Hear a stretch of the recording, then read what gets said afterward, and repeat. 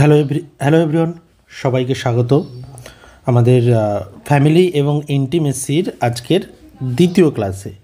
এবং তোমরা যারা ইউটিউবে ক্লাসটি দেখছো তাদেরকেও স্বাগত জানাই, এবং যারা ইউটিউবে ক্লাসটি দেখছো তাদেরকে বলে রাখি আমাদের এটা অনলাইন ক্লাসের একটা ডেমো ক্লাস। এই ডেমো ক্লাসটি হচ্ছে ফ্যামিলি অ্যান্ড ইন্টিমেসির, যেটা আমাদের কল্যাণী ইউনিভার্সিটির জির ওকে family and intimacy Kalyani university G4 যারা ফোর্থ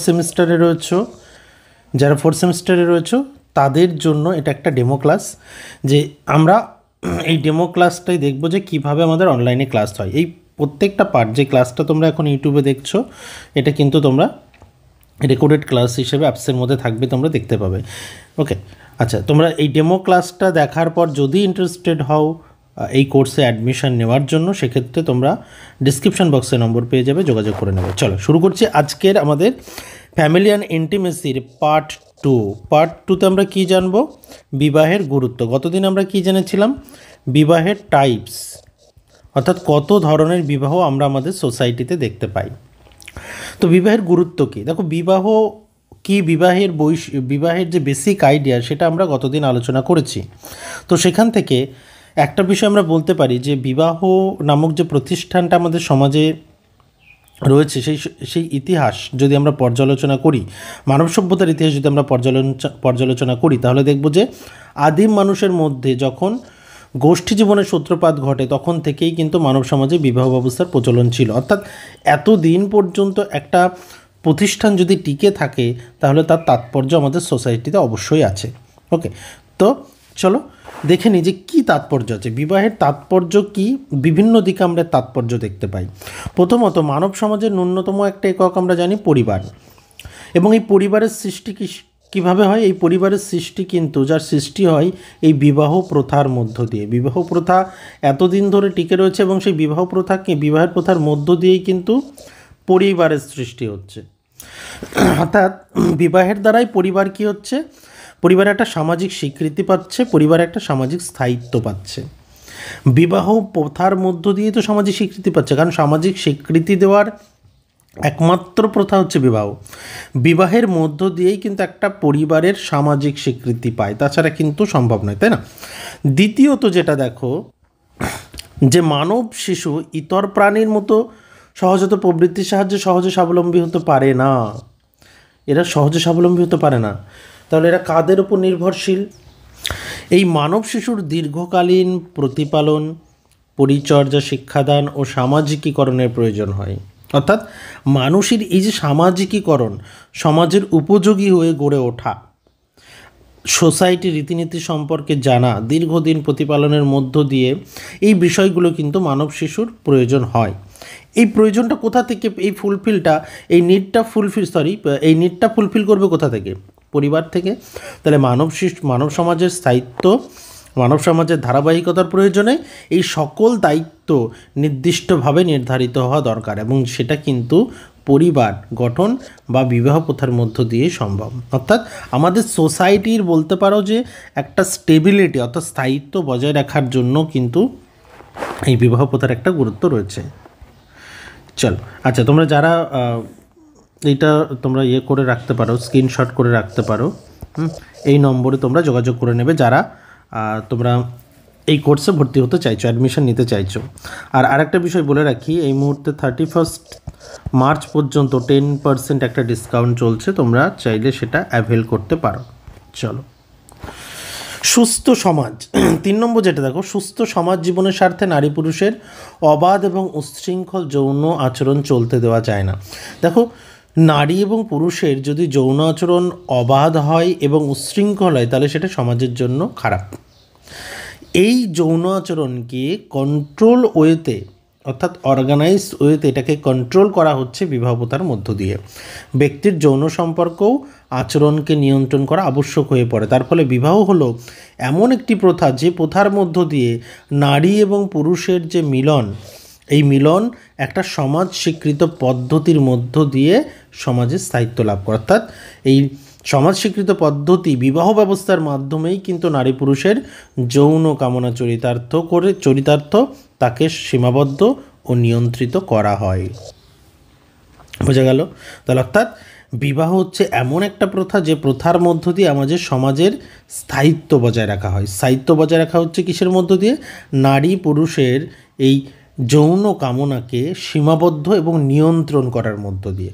কারণ এটা সীমাবদ্ধ এবং নিয়ন্ত্রণ যদি না করা হয় তাহলে সমাজে বিশৃঙ্খলা তৈরি হতে পারে।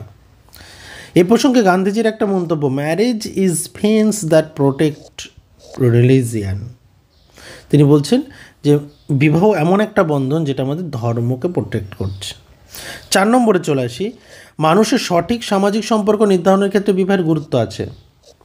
দেখো, সামাজিক সম্পর্ক, এই যে সামাজিক সম্পর্ক নির্ধারণের ক্ষেত্রে কিন্তু বিবাহের গুরুত্ব। বিবাহ সমাজবদ্ধ মানুষের বহুবিধ পারস্পরিক সম্পর্কের মূল নিয়ামক, অর্থাৎ অনেক সম্পর্কের নিয়ামক বা তৈরি করে, কন্ট্রোল করছে কে? বিবাহের মধ্যে দিয়ে আমাদের সামাজিক সম্পর্কের জায়গাগুলো, স্পেসটা তৈরি হয়। এছাড়াও সমাজের নবজাতকের সঠিক অবস্থান, অর্থাৎ নবজাতক কোনো শিশু জন্মগ্রহণ করছে, তার সঠিক অবস্থান, অন্যান্য ব্যক্তিদের সাথে তার কি সামাজিক সম্পর্ক, এগুলো খুব নির্ধারণ করা প্রয়োজন। তা না হলে তাদের সঙ্গে তার যে সামাজিক মিথস্ক্রিয়া সেটা হবে না, তাই না? তাহলে রিভার্সের মতে বিবাহ শিশুকে সমাজে নির্দিষ্ট স্থানে অবস্থিত করায় এবং এই অবস্থান শিশুর অন্যান্য সকল সামাজিক সম্পর্ককে নির্দিষ্ট করে দেয়। অর্থাৎ এই যে অবস্থানটার কথা বলছে, যে একটা নবজাতক শিশু একটা পরিবারে অবস্থান করছে, অন্যান্যের সঙ্গে সম্পর্ক তৈরি হচ্ছে এবং এই অবস্থানটাই শিশুর সামাজিক সম্পর্ক নির্ধারণ করছে এবং তার বেসিসে একটা শিশু সামাজিক মিথস্ক্রিয়া করছে। তাহলে আলটিমেটলি একটা শিশুর উজ্জ্বল ভবিষ্যতের জন্য বা একটা শিশুর প্রপার ওয়েতে সোশ্যালাইজেশনের জন্য বিবাহ প্রথার একটা তাৎপর্য কিন্তু রয়েছে বলে মনে হচ্ছে। ওকে, চলো এরপর আসছি যে এটা দেখলাম আমরা সমাজে কি বিবাহের যে গুরুত্ব সেটা আমাদের সমাজে কি পড়েছে বা সমাজে বিবাহের গুরুত্ব কি। এখন আসছি যে ব্যক্তি জীবনে বিবাহের তাৎপর্য কী। দেখো, আমরা সমাজ জীবনে দেখলাম, সমাজ জীবনে তো একটা প্রভাব রয়েছে, সোসাইটির বিভিন্ন বিষয়গুলোকে কন্ট্রোল করা থেকে শুরু করে একটা প্রভাব আমরা দেখতে পেলাম। ব্যক্তি জীবনেও কিন্তু গুরুত্ব রয়েছে, অর্থাৎ একটা ব্যক্তি তার একদম ব্যক্তিগত জীবনে এই বিবাহের একটা গুরুত্ব থাকে। কি গুরুত্ব? প্রথম গুরুত্ব যেটা দেখো, যে আজকে আমাদের মানুষের একটা খুব সহজাত এবং স্বাভাবিক প্রবৃত্তি, সেটা কি? যৌন কামনা বাসনা। এটা খুব সহজাত এবং স্বাভাবিক প্রবৃত্তি। এই প্রবৃত্তিটা কি? মানুষের সমাজ অনুমোদিত পন্থায় মানুষ এই জৈবিক তাড়নার পরিতৃপ্তি সাধনের সহজ উপায় থাকা কিন্তু প্রয়োজন। অর্থাৎ এইটা যদি স্বাভাবিক প্রবৃত্তি হয়, যৌন কামনা বাসনা মানুষের স্বাভাবিক প্রবৃত্তি, অর্থাৎ এই প্রবৃত্তিটা সাধনের উপায়, পরিতৃপ্তি সাধনের উপায় একটা সহজ উপায় থাকা প্রয়োজন, তা না হলে সমাজে সমস্যা হবে। বিবাহের মাধ্যমে মানুষ এই প্রয়োজন মেটায়। বিকৃত যৌন জীবন মানুষের ব্যক্তিত্বের স্বাভাবিক বিকাশের পথে কিন্তু বাধা বা প্রতিবন্ধকতা সৃষ্টি করতে পারে। কেন? তাহলে কি হচ্ছে যে এই যে একটা স্বাভাবিক প্রয়োজন বিবাহের মধ্য দিয়ে যখন একটা স্বাভাবিক প্রবৃত্তির পরিতৃপ্তি সাধন হচ্ছে, এটা কিন্তু আলটিমেটলি সোসাইটির জন্য ভালো। কারণ যৌন জীবন যদি মানুষের অনেক সময় কি হয়, বিকৃত যৌন জীবন ব্যক্তিত্বের স্বাভাবিক বিকাশের পথে একটা বাধার সৃষ্টি করে। বিবাহিত জীবনযাপন করার মধ্য দিয়ে ব্যক্তির যৌন কামনা বাসনা সহজে ও সমাজ স্বীকৃত উপায়ে চরিতার্থ হয়, ফলে মানুষের ব্যক্তিত্বের স্বাভাবিক যে বিকাশের পথ সেটা কিন্তু সুগম হয়। ওকে, দ্বিতীয় যেটা সন্তান প্রজনন বংশগতি রক্ষা। এক্ষেত্রে তো আমরা জানি যে সন্তান প্রজনন এবং বংশগতি রক্ষা এই দুটো বিষয়ই কিন্তু আমরা দেখছি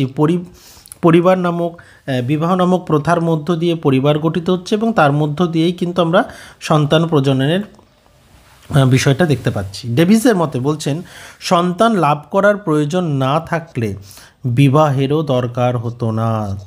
তিনি এটা তার মত। বিভিন্নজন বিভিন্ন মত দিয়েছেন। এখানে ডেভিস বলছেন যে সন্তান লাভ করার জন্যই বিবাহের দরকার হচ্ছে, কারণ বিবাহ বন্ধন ব্যতিরেকে নারী পুরুষ পারস্পরিক সান্নিধ্য লাভ করতে পারে। অর্থাৎ সন্তান প্রজনন করতে পারে না, বলছে যে সন্তান প্রজনন করতে পারে না, কিন্তু নারী পুরুষ বিবাহ বন্ধনকে বাদ দিয়েও তারা কিন্তু একে অপরের সান্নিধ্য লাভ করছে। তার ফলে কোথাও গিয়ে ডেভিসের মনে হচ্ছে যে সবচেয়ে গুরুত্বপূর্ণ যেটা, যে সন্তান লাভের উদ্দেশ্যেই কিন্তু বিবাহ নামক প্রথা চলে আসছে, বা বিবাহ নামক প্রথাটির একটা গুরুত্ব রয়েছে। তারপর এরপর আসছি ব্যক্তি জীবনে আরও দুটি গুরুত্ব দেখো, যে ব্যক্তি জীবনে বিবাহের অপরিসীম নৈতিক মূল্য বিদ্যমান। বিবাহিত জীবন দম্পতিকে দেয় পারস্পরিক সাহচর্য, সহানুভূতি, প্রেম, প্রীতি, ভালোবাসার পরশ, অর্থাৎ এবং সন্তানের প্রতি স্নেহ মমতা। এই এত কিছু বিবাহিত জীবন দম্পতিকে এই বিষয়গুলো যখন দিচ্ছে, তখন কি হচ্ছে, এই সুকোমল বৃত্তিগুলি দম্পতির কামনা বাসনাকে এক পবিত্র আত্মিক স্তরে উন্নীত করে। অর্থাৎ বিবাহের সবচেয়ে গুরুত্বপূর্ণ মূল্য কিন্তু নৈতিক মূল্য কিন্তু বিদ্যমান। ওকে, বিবাহের অপরিসীম ধর্মীয় তাৎপর্য আছে, ধর্মের ক্ষেত্রেও গুরুত্বপূর্ণ। যেমন হিন্দু বিবাহের উদ্দেশ্যের মধ্যে ধর্মই হলো প্রথম ও প্রধান। হিন্দু শাস্ত্রে নির্দেশ হলো বিবাহের পর স্বামী তার সহধর্মিণীর সহযোগে গার্হস্থ্য ধর্ম পালন করবে এবং সামাজিক দায়িত্ব বহন করবে।